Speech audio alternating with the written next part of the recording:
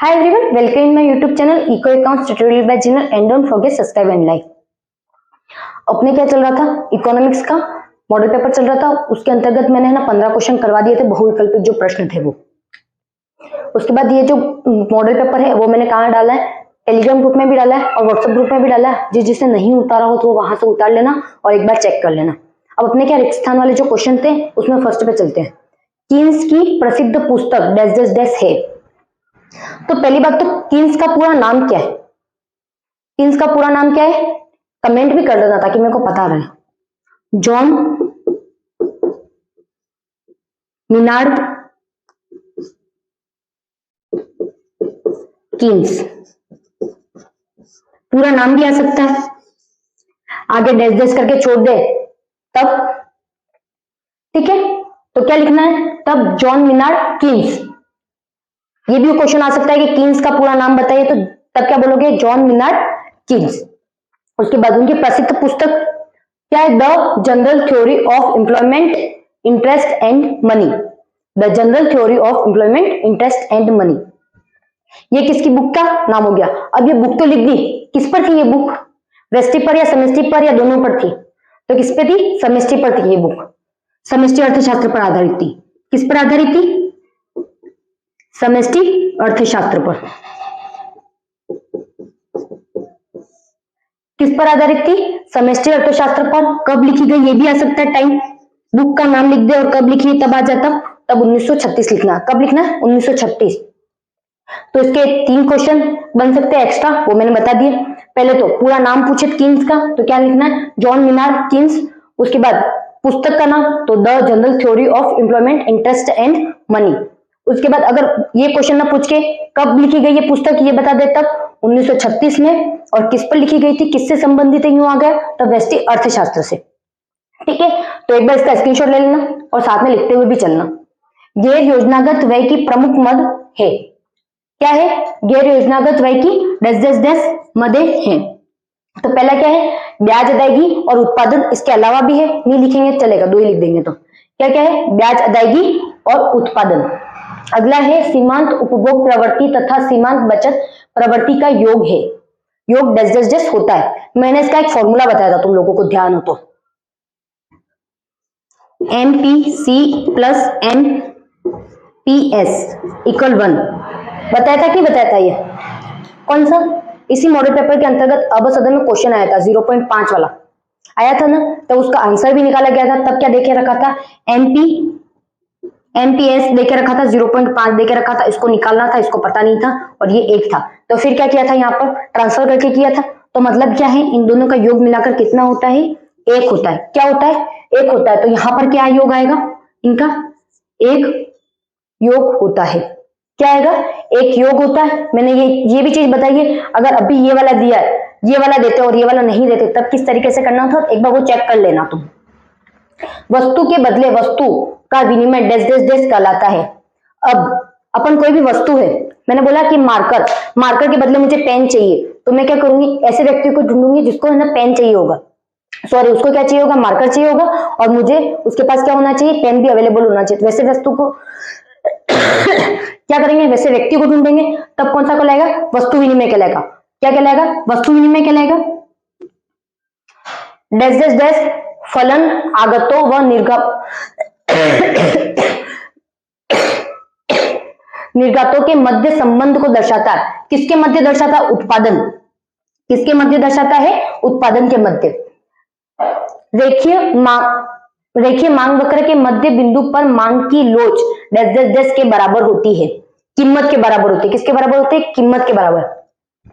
अब मुझे बताओ, मांग वक्र तुम लोगों ने देख रखा है, देखा ना, अपन मांग वक्र जब भी बनाते हैं तो क्या करते हैं, फिर इसके बीच का जो भी बिंदु होगा, यहाँ पे क्या बोल रहा है, ये बीच का जो बिंदु है, अपन ने कोई भी बनाया, एक बार बताया अपन ने पूर्ति वक्र बनाया था, कुछ भी बना रहा था, तो यहाँ पर बीच में कोई कोई बिंदु आएगा, तो वो किसको दर्शाएगा, पी को दर्शाएगा। किसको दर्शाएगा, पी। अगर ये ऊपर से इसी बिंदु को ऊपर से नीचे ले जाएगा तो तब क्या होगा, उसका क्या डिफरेंट आएगा, कीमत बढ़ेगी कम होगी। यहाँ पर क्या हो रहा है, बराबर है, तो मतलब क्या हो रहा है, कुछ भी नहीं हो रहा, इक्वल है दोनों, ठीक है। मांग और पूर्ति दोनों है वो इक्वल है उनकी, फिर क्या है, प्राइस भी इक्वल ही होगी। उसके बाद पूर्ण प्रतिस्पर्धा में वस्तु की कीमत का निर्धारण डैश डैश डैश द्वारा किया जाता है। पूर्ण प्रतिस्पर्धा मतलब यहाँ पर बोल रहा है एक चीज की प्रतिस्पर्धा नहीं बोल रहा, सब चीजों की एक साथ प्रतिस्पर्धा बोल रहा है। अपन कहीं बाजार में जाते हैं तो वहां पर क्या होता है, एक दुकान होती है, बहुत सारी दुकानें होती है, तो वहां पर बहुत सारी दुकानें होती है, तो वो साथ में मिलकर पूर्ण पूर्ण प्रतिस्पर्धा करते हैं। तब उनके सबके अलग अलग उद्योग होंगे, अलग अलग फैक्ट्रियों से सामान आता है, तो वो किसमें होता है, उद्योगों के द्वारा किया जाता है। किसके द्वारा किया जाता है, निर्धारण उद्योगों के द्वारा किया जाता है कि किसकी कितना अमाउंट रखना है, किसका क्या करना है, वो सब किसके द्वारा किया जाएगा, उद्योगों के द्वारा किया जाएगा। अब आर्थिक एजेंट किसे कहते हैं, एक बार स्क्रीनशॉट ले लो इसको, फिर मैं मिटा रही हूं।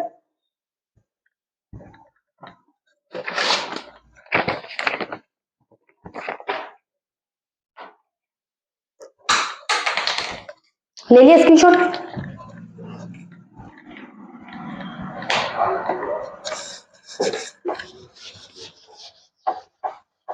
एक बार तो आर्थिक एजेंट की डेफिनेशन जो है मैं इसके पीछे लिख रही हूं, एक मिनट।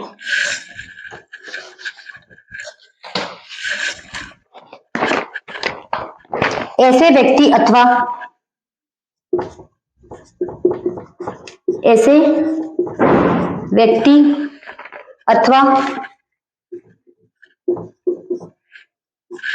संस्थाएं होती है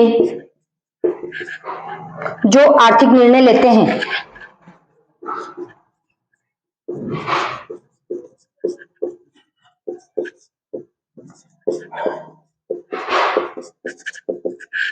अब तुम इसमें क्या कर सकते हो, एक एग्जांपल भी ऐड कर सकते हो।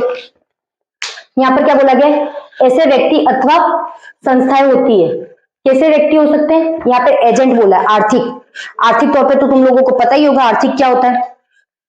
अब व्यक्ति अथवा संस्थाएं क्या लेती है, आर्थिक निर्णय लेती है कि किस तरीके से डेवलपमेंट होना चाहिए, क्या कहाँ इन्वेस्ट करना है, आर्थिक तौर पर कहाँ विकास चाहिए, कहाँ नहीं चाहिए, ये सारे क्या किए जाते हैं, डिसीजन लिए जाते हैं। तो तुम उसका एक एग्जाम्पल लिख सकते हो, तुम्हारी इच्छा से जो भी हो। उसके बाद अगला क्वेश्चन है, निवल निर्यात क्या है। ये जो क्वेश्चन है वो भी एक एक नंबर के ही है, जब तक 2 नंबर का नहीं आएगा तब तक मैं नहीं बोलने वाली, ठीक है ना। तब तक ये समझ के चलना एक ही नंबर के क्वेश्चन चल रहे सारे। निवल निर्यात क्या है, सेकंड क्वेश्चन।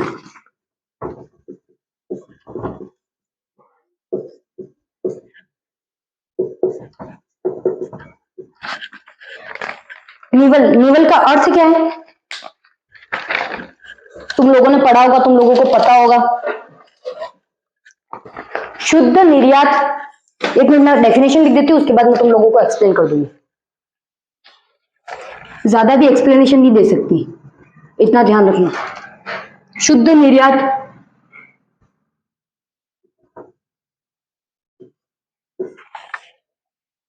किसी देश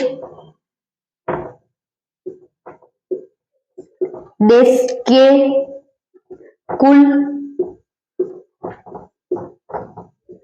निर्यात का मूल्य घटाकर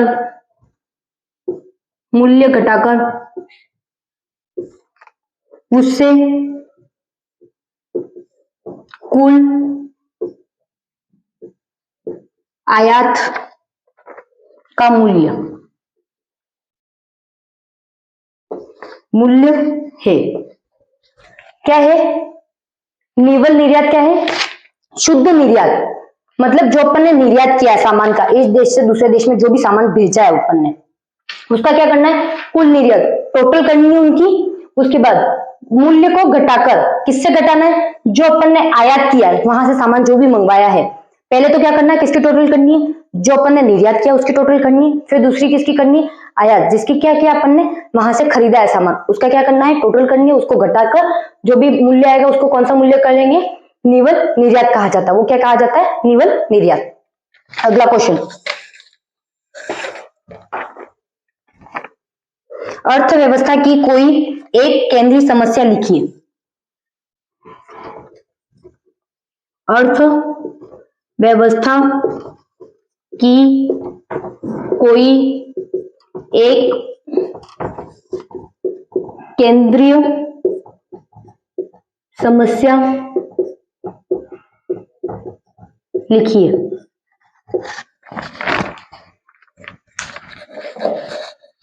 केंद्रीय समस्या कितनी है पहले तो वो बताना मेरे को। अर्थव्यवस्था की केंद्रीय समस्या किस चैप्टर के अंतर्गत है?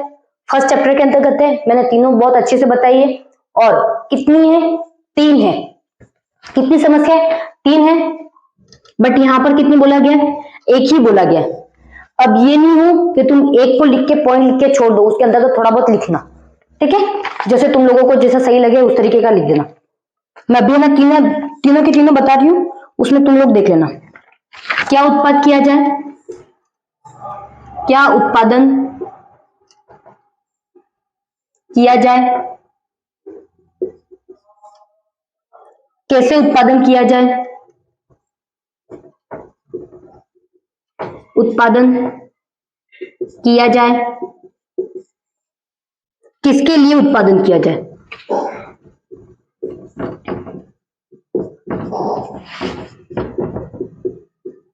किसके लिए उत्पादन किया? अर्थव्यवस्था की कितनी समस्या है? वैसे तो 3 समस्या है।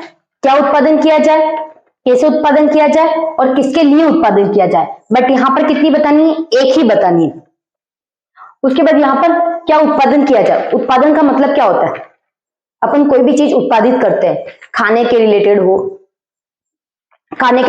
कोई यूज करने के रिलेटेड हो, तो उसका कोई ना कोई मोटिव तो होना चाहिए कि यहाँ इस वजह से करना है, इस वजह से करना है, कुछ होना चाहिए। तो क्या उत्पादन किया जाए, लोगों की डिमांड क्या है, उसके हिसाब से उत्पादन किया जाए, ठीक है? फिर है कैसे उत्पादन किया जाए, मतलब उसका तरीका क्या होना चाहिए, वो भी देखा जाएगा। तो यहाँ पर तुम लोग समझ के जिस तरीके से तुम्हें समझ में आता है तो उसका पूरा एक्सप्लेनेशन लिख देना। किसके लिए उत्पादन किया जाए, अब उत्पादन किसके लिए करते हैं? लोगों के लिए करते हैं, तो लोगों के रिलेटेड लिख देना इसके अंदर। अगला क्वेश्चन है, पूर्ण प्रतिस्पर्धा में फर्म का मांग वक्र कैसा होता है?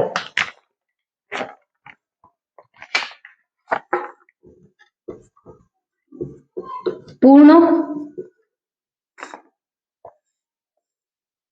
प्रतिस्पर्धा में फर्म का मांग वक्र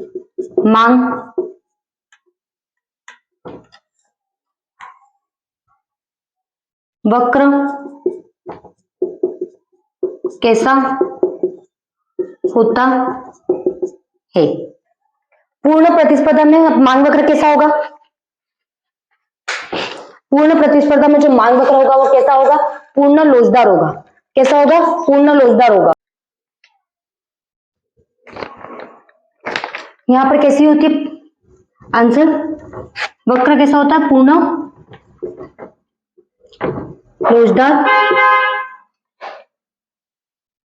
कैसा होता है वक्र?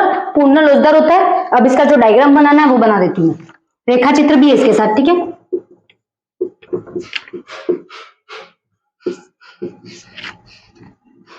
सबसे पहले तो हर वक्र में ऐसा करना ही है, कंपलसरी है तुम्हारे। यहाँ पर y आएगा, यहाँ पर x आएगा और यहाँ पर क्या आएगा? 0। उसके बाद यहाँ पर क्या आने वाला है? बीच में लाइन खींचनी है। कहाँ खींचनी है? बीच में लाइन खींचनी है। जो बीच में खींचोगे इसको तो क्या बोलेंगे? यहाँ इस वाली लाइन को क्या बोलेंगे? कीमत बोलते हैं। अब यहाँ पर औसत कीमत होगी, कौन सी होगी? औसत कीमत या सीमांत कीमत, AR या MR। और यहां पर AR भी इक्वल, MR इक्वल P। इसका मतलब क्या है? औसत सीमांत लागत है, औसत सीमांत और औसत और सीमांत किसके बराबर होंगे? P के बराबर होंगे। किसके बराबर होंगे? औसत और सीमांत किसके बराबर होंगे? P के बराबर होंगे। ये डायग्राम उतार देना।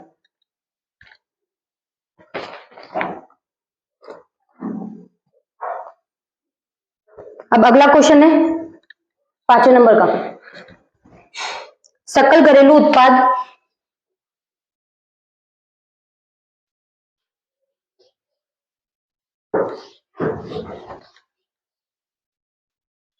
एग्जाम के लास्ट दिन क्या करना? जिस दिन एग्जाम है उसकी रात को पूरे डायग्राम ही पढ़ना, डायग्राम पढ़ के जाना सिर्फ, सारे बहुत सारे आ ही जाएंगे। 5वां, राजस्व घाटे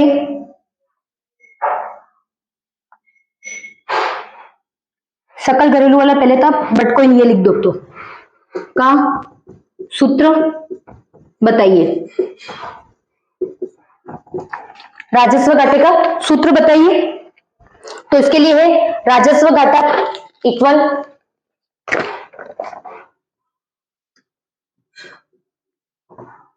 राजस्व घाटा इक्वल कुल राजस्व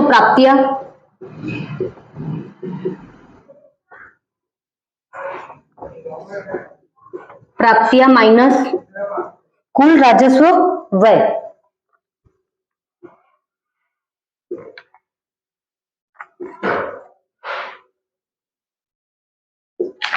इसका मतलब क्या है, राजस्व जो हमें राजस्व प्राप्त हो रहा है, ठीक है, तो उसमें कुछ घाटा भी होता है। हमेशा ये तो नहीं होता राजस्व के तौर पर प्रॉफिट ही हो, तो हमेशा प्रॉफिट नहीं होता। तो पहले इसमें देखा जाएगा कि कुल राजस्व प्राप्तियां कितनी है अपने पास, कहां कहां से राजस्व आ रहा है, उसको है ना उनको जोड़ देंगे। उसके बाद जो राजस्व के तौर पर व्यय हो रहा है, एक्सपेंडिचर हो रहा है, उसको क्या करेंगे, माइनस कर देंगे। तो क्या आ जाएगा, राजस्व घाटा आ जाएगा।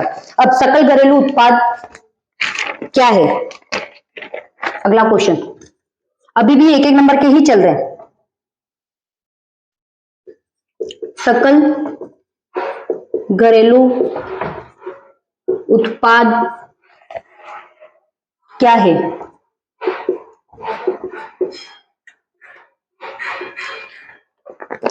इसके अंतर्गत लिखना। सकल घरेलू उत्पाद को इंग्लिश में क्या कहते हैं, जीडीपी। देश की आर्थिक गतिविधियां, देश की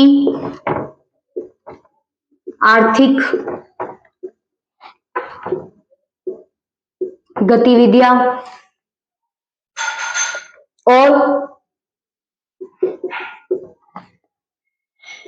दिए गए अवधि के दौरान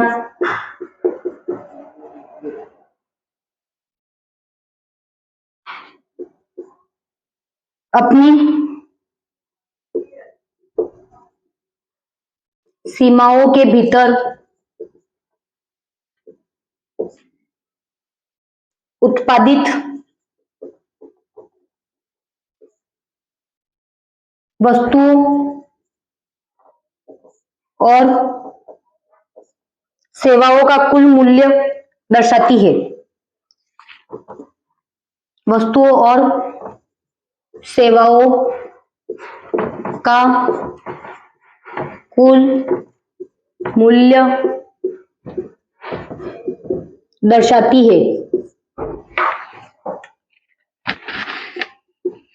क्या करती है यहां पर, देश की आर्थिक गतिविधियां, मतलब देश में जो भी नॉर्मल जो गतिविधियां हो रही है उसको क्या करेंगी, उसमें कुछ अवधि दी होगी, अवधि के दौरान अपनी सीमाओं के भीतर, मतलब जो अपना इंडिया है, इंडिया में ही रहकर या कोई भी सीमा हो उसमें सीमाओं के भीतर उत्पादित, अपनी सीमा है उसके अंदर क्या करना, उत्पादन करना, वस्तु और सेवाओं का कुल मूल्य दर्शाती है। जो भी होगा क्या कराएंगे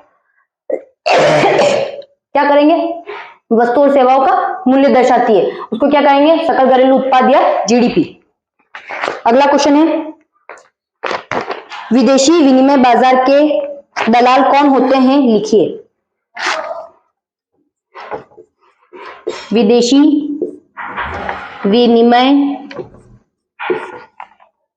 विनिमय बाजार के दलाल कौन होते हैं, बाजार के दलाल कौन होते हैं, लिखिए। जो भी अपन विदेशों से विनिमय करते हैं सामान का, उसके कौन दलाल कौन है, अपन को कैसे पता चलेगा कि ये विदेशों से आ रहा है कि जा रहा है कि क्या है, वो सब किससे पता चलेगा, दलालों से पता चलेगा। तो दलाल कौन होते हैं, सरकार,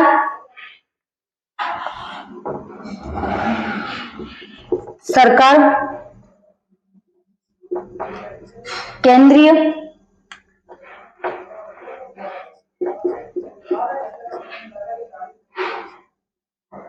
केंद्रीय और कमर्शियल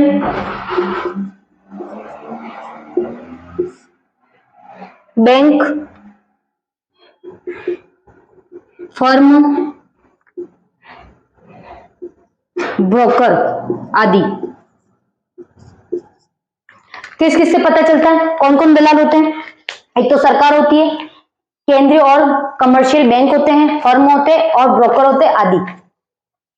अब बाजार अर्थव्यवस्था का एक उदाहरण लिखिए। 8वां क्वेश्चन क्या है? बाजार अर्थव्यवस्था का,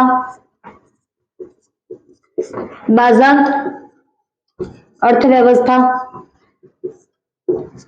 का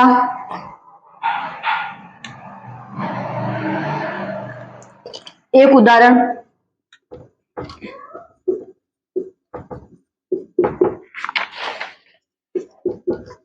दीजिए।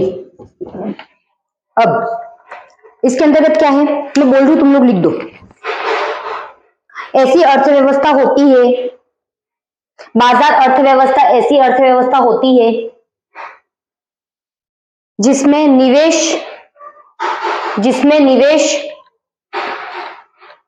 बाजार अर्थव्यवस्था ऐसी अर्थव्यवस्था होती है जिसमें निवेश और वितरण के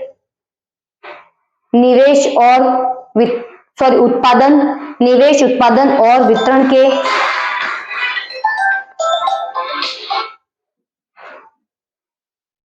निर्णयपूर्ण मूल्यों संकेतों द्वारा निर्धारित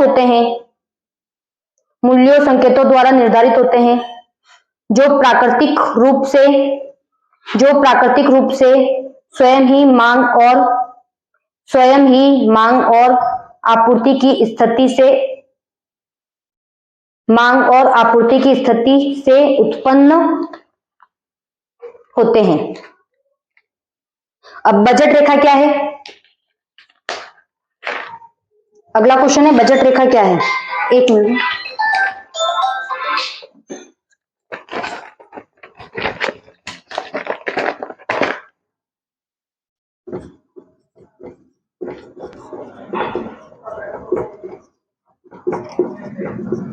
मैंने तुम लोगों को बजट रेखा का जो ग्राफ है वो भी बताया था। और अपन बजट क्यों बनाते हैं? अपना क्वेश्चन क्या था? बजट रेखा क्या है, ठीक है? इसके अंतर्गत लिखना, बजट रेखा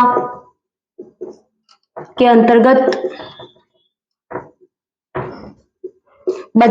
अंतर्गत बजट रेखा ग्राफ बनाया जाता है।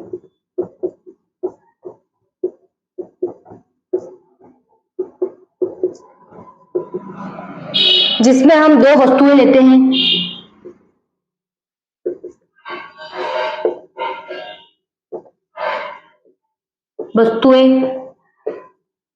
हैं, x व y,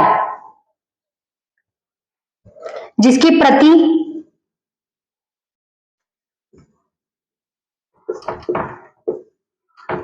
इकाई कीमत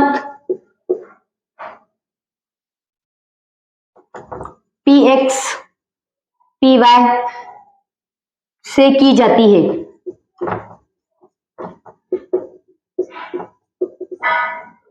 तो बजट रेखा समीकरण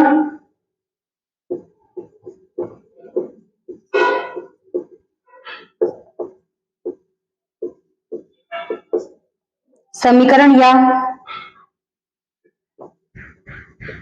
बजट रेखा निम्नानुसार होगी।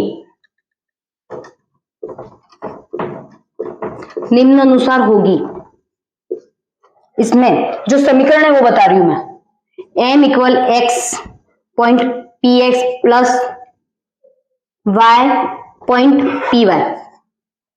उसके बाद जो इसका डायग्राम है, चित्र भी बता रही हूँ, चित्र पूछा नहीं गया है बट मैं बता रही हूँ तुम लोगों को। बना दोगे तो वहां पे अच्छा ही दिखेगा, खराब नहीं दिखेगा तुम्हारा। एग्जामिनर भी सोचेगा कि हाँ आता है, नहीं तो तुम लोग यही सोचते रहोगे हमें कुछ नहीं आता, और एग्जामिनर भी यही सोचेगा तुम्हें कुछ नहीं आता है। अप्राप्त संख्याएं, संख्या लिखो, संयोजक लिखो, और प्राप्त संयोजक।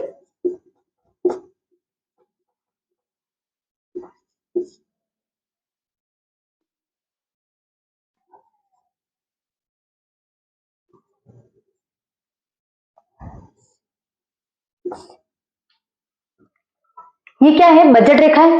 बजट रेखा के अंतर्गत मैंने ग्राफ, दोनों चीजें बता दी तुम लोगों को। ग्राफ क्या है, इसमें क्या चीजें देखी जाती है? एक तो अपन बजट बनाते क्यों? सबसे बड़ी बात तो अपन बजट इसलिए बनाते हैं ताकि अपनी जो आय है उसको सही तरीके से यूज कर सके। अपन को कहाँ इन्वेस्ट करना है, कहाँ खर्चा करना है, वो सब अपन देख सके। अगर एक चीज की कीमत बढ़ गई तो उसको किस तरीके से करना है, एडजस्ट किस तरीके से करना है, वो सब पता चल जाएगा अपन को। इसलिए तो इसके अंतर्गत क्या होता है, अगर समीकरण पूछ ले तुम लोगों को, अगर तुम लोग ये लिखोगे तो इसके अंतर्गत ये लिखना ही पड़ेगा, m equal x point p x plus y point p y. और ये डायग्राम में मैंने यहाँ पर टी लिख के अप्राप्त संयोजक लिखा है। अप्राप्त संयोजक मतलब इसके बाहर की चीजें हमें प्राप्त नहीं होंगी, इसके अंदर की चीजें जो है डायग्राम के अंदर आ रही है वही प्राप्त होने वाली है। ठीक है, अब अगला जो क्वेश्चन है वो लिखेंगे।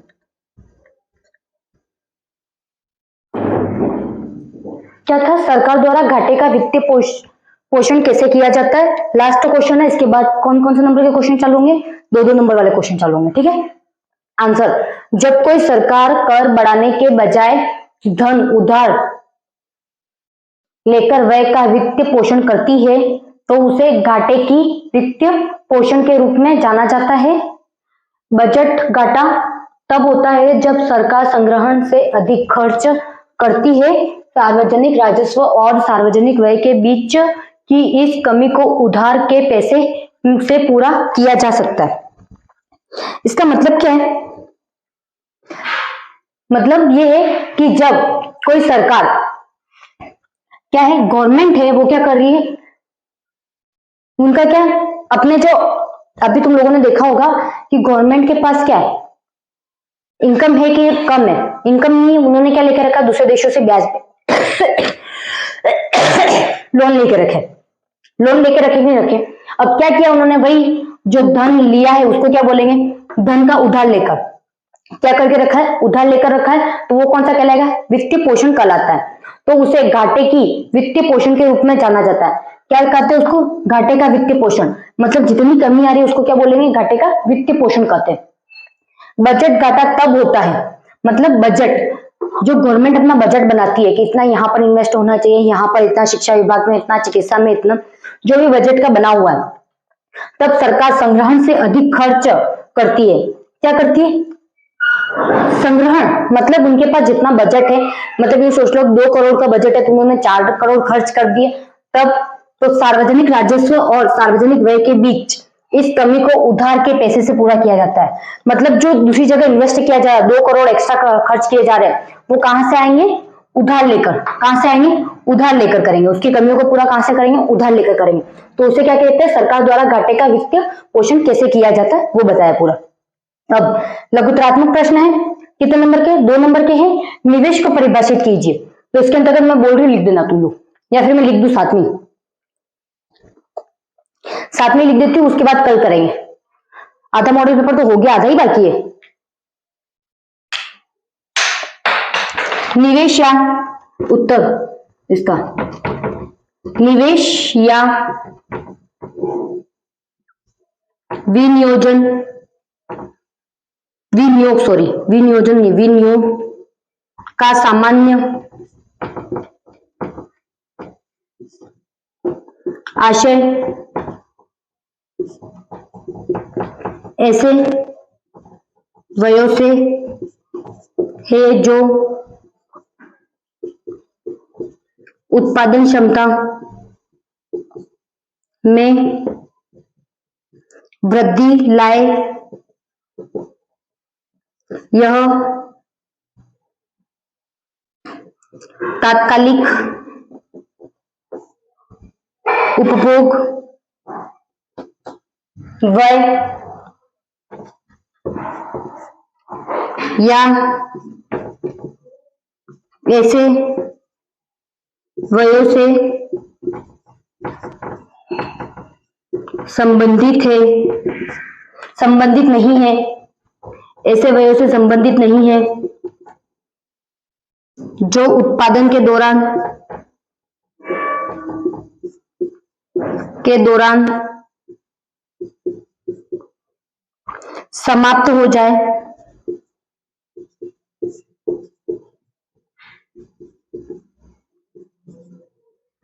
निवेश शब्द का कहीं मिलते जुलते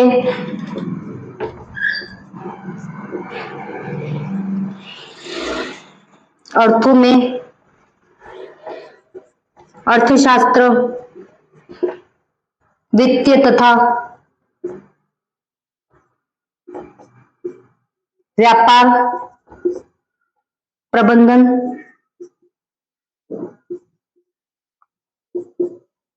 आदि क्षेत्रों में प्रयोग किया जाता है। क्या किया जा रहा है यहाँ पर? आदि क्षेत्रों में प्रयोग किया जा रहा है। निवेश और विनियोजन क्या है? एक ही है। इसका सामान्य आशय ऐसे व्ययों से है। अब तुम लोगों ने देखा होगा कि कोई बिजनेस होगा, बिजनेस में निवेश के बिना बिजनेस चलेगा क्या? मैं उसमें कुछ पूंजी ही नहीं लगाऊं और मैं बोलूं कि मेरे को ये बिजनेस करना है, तो पॉसिबल है? पॉसिबल नहीं है। तो हमें कोई भी बिजनेस करना हो कि कुछ भी करना हो, भले वो अर्थव्यवस्था हो, अर्थव्यवस्था को भी सुधारने के लिए क्या करना पड़ेगा? पहले उसमें इन्वेस्ट करना पड़ेगा कुछ न कुछ। तो आशय ऐसे व्ययों से है जो उत्पादन क्षमता में वृद्धि लाए। क्या कर रहे हैं? उत्पादन, पूंजी डालेंगे तो उत्पादन होगा, ठीक है। तो क्या है? यह तात्कालीन उपभोग व्यय या ऐसे व्यय से संबंधित नहीं है।